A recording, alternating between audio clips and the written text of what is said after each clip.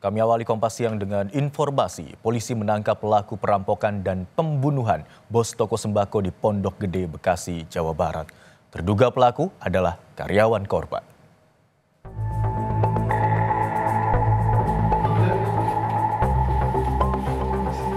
Pelaku berinisial AS ditangkap Direktorat Reserse Kriminal Umum Polda Metro Jaya saat sembunyi di hotel kawasan Tangerang Selatan, Banten, Minggu kemarin. Pelaku merupakan karyawan di tempat usaha milik korban. Di hadapan petugas, AS tak berkutik dan mengaku telah membunuh serta mencuri barang-barang berharga milik korban. Selain menangkap pelaku, polisi juga menyita uang tunai, sepeda motor, dan 2 unit ponsel.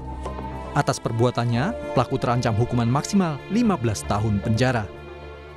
Yang dilakukan oleh karyawannya sendiri. Pelaku berinisial AS kami amankan saat bersembunyi di sebuah penginapan atau hotel di kawasan Serpong, Tangerang Selatan, Banten. Saat diinterogasi di lokasi penangkapan, pelaku pun pasrah dan mengakui telah melakukan aksi kejahatannya. Selain pelaku, anggota juga menyita uang tunai hasil kejahatan sebanyak 68 juta, 1 unit kendaraan motor, dan 2 unit telepon genggam, yaitu hasil dari pencurian tersebut. Motif pelaku masih dalam penyelidikan kepolisian. Namun, menurut juru parkir samping toko sembako, sebelum korban ditemukan meninggal dunia, karyawan toko yang diduga menjadi pelaku sempat dimarahi korban dan dihukum untuk membersihkan WC.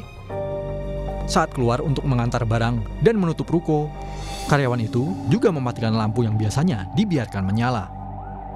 Sebelum kejadian itu, pelaku ini sempat dihukum di strap, bersihin WC. Oke. Dibersihin WC ya, bersihin WC. Mungkin pada saat itu habis bersihin WC dia dendam langsung kan, nah bisa aja kan. Namanya orang kerja udah setahun lebih kan, masih di strap aja ya. Dia bagian dalam, bagian luar enggak. Beda tuh. Beda. Nah, Berarti, pada saat itu yang kita lihat, dia mau keluar itu 8:30 ngirim barang, tutup rantai ini, lampu mati, seharusnya kan hidup. Oke. Berarti kalau karyawan. Sebelumnya, warga dikejutkan dengan penemuan jenazah bernama Alex atau biasa disapa Koh Alex di toko sembako miliknya, Jalan Jati Makmur, Kecamatan Pondok Gede, Kota Bekasi, Jawa Barat, pekan lalu. Penemuan jenazah berawal saat karyawan toko sembako datang untuk bekerja, namun toko masih tutup. Istri korban yang mendapat laporan lalu menelpon suaminya, namun tak ada respon.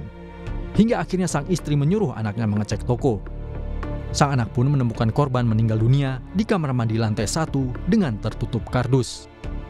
Anak korban ya ingin menghubungi korban, kami belum ada jawaban. Terus kemudian anak korban mendatangi TKP atau ruko tersebut. Kemudian ditemukan minta tolong karena posisi rolling door masih tutup, minta tolong untuk dibuka rolling door. Kemudian melihat dari situasi mungkin agak sedikit berantakan, terus kemudian korban melihat ke kamar mandi seperti itu.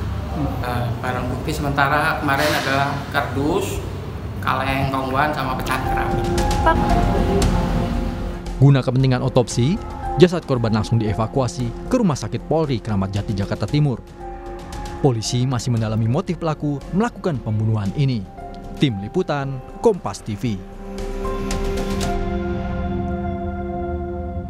Dan untuk informasi selengkapnya akan disampaikan oleh jurnalis Kompas TV, Zevanya Situmeang, dan juru kamera Roy Ilman langsung dari Polda Metro Jaya. Selamat siang Zevanya, setelah pelaku ditangkap, apakah sudah diketahui motif pelaku menghabisi nyawa korban?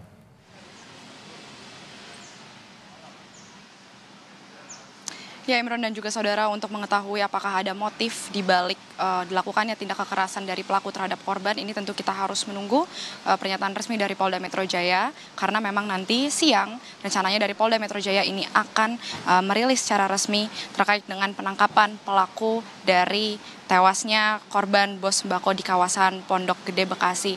Tapi memang dari fakta-fakta yang berhasil kami himpun, Imron dan juga saudara, pada hari Minggu dini hari kemarin ini dari Polda Metro Jaya sudah berhasil menangkap pelaku, di mana pelaku ini ditemukan di sebuah hotel di kawasan Gading Serpong, Tangerang Selatan, begitu, yang dimana ia bersembunyi di hotel tersebut karena ada rencana untuk melarikan diri keluar kota.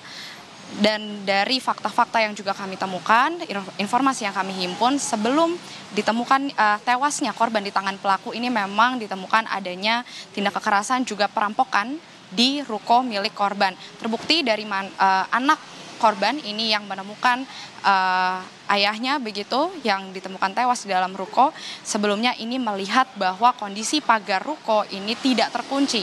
Kemudian ketika masuk begitu anak ini menemukan bahwa kondisi ruko ini sudah berantakan kondisinya dan terlihat korban ini ditemukan di depan kamar mandi ini sudah tewas tergeletak yang juga ini ditutup menggunakan kardus air mineral. Kemudian juga pada saat penangkapan kemarin di sebuah hotel ini polisi juga berhasil menyita sejumlah barang bukti di mana diantaranya ada uang tunai sebanyak 68 juta rupiah, kemudian juga ada 1 unit kendaraan motor yang disita dan juga ada 2 unit telepon genggam. Tentu kita akan menunggu Imron dan juga saudara apa yang sebenarnya menjadi motif, tapi kalau misalnya kita melihat dari kesaksian para warga sekitar ruko, kalau dari tim liputan Kompas TV begitu yang sudah sempat menuju ke tempat kejadian perkara, kami lihat memang kesaksian dari para warga ini mengenal sosok korban, di mana korban ini dinilai adalah sosok yang baik, suka menolong dan juga dekat begitu ya, akrab dengan sesama tetangganya. Tapi kita tentu akan menunggu bagaimana hasil rilis pernyataan resmi dari Polda Metro Jaya nanti siang terkait dengan apa yang sebenarnya menjadi motif dari pelaku melakukan hal tersebut. Imron. Baik, saat ini pelaku telah ditangkap dan jika dilihat dari kondisi korban atau jenazah korban saat ditemukan diduga terjadi tindak kekerasan. Lalu apakah sudah ada hasil dari otopsi terhadap jenazah korban, Zevanya?